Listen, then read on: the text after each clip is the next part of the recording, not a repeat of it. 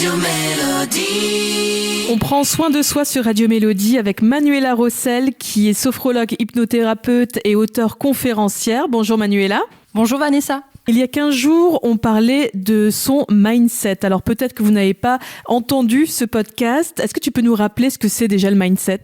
Alors le mindset, en fait, c'est un état d'esprit. Mais c'est bien plus que ça, puisque ça va englober tous nos comportements, nos schémas automatiques qu'on peut avoir de pensée, nos croyances et qui régit notre perception de la vie. Et en sachant que, bien sûr, cela peut évoluer, cela peut se modifier. Et c'est tout le sujet qu'on a en ce moment pour les prochaines semaines. Alors parfois, notre mindset est au plus bas. Comment ça va se présenter en fait et comment faire pour que ça n'arrive pas ?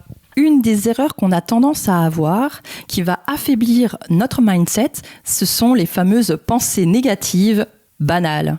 Ce sont ces pensées qu'on sous-estime, qu'on répète régulièrement sans même s'en rendre compte, qui sont complètement négatives. Alors je vous donne quelques exemples. Ça va être par exemple « Oh, je suis trop nulle, je suis pas à la hauteur, je ne vais pas y arriver, je suis trop bête d'avoir fait ça ». Tu vois un peu le genre de pensée qu'on peut avoir ? Et en fait, ces phrases, on les banalise, on les répète dans notre journée à d'autres personnes. D'ailleurs, les autres personnes ne captent même pas le problème, ou alors on se les répète dans notre tête, on va se comparer aux autres.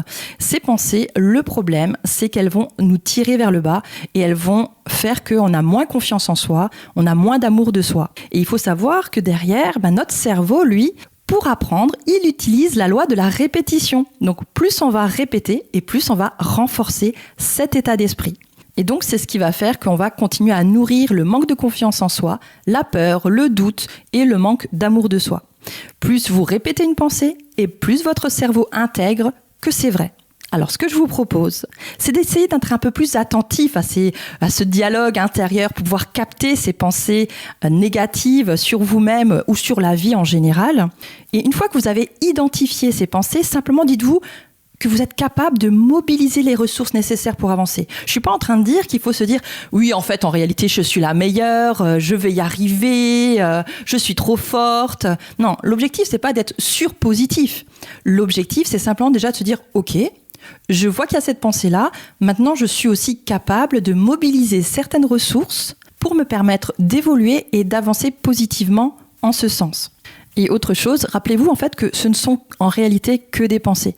Alors à la limite, laissez-les passer et concentrez-vous sur ce que vous voulez vraiment créer dans votre vie. Cultivez de nouvelles pensées, des pensées qui vont vous permettre d'avancer et donc de développer un mindset positif, de réussite dans votre vie, de confiance en soi.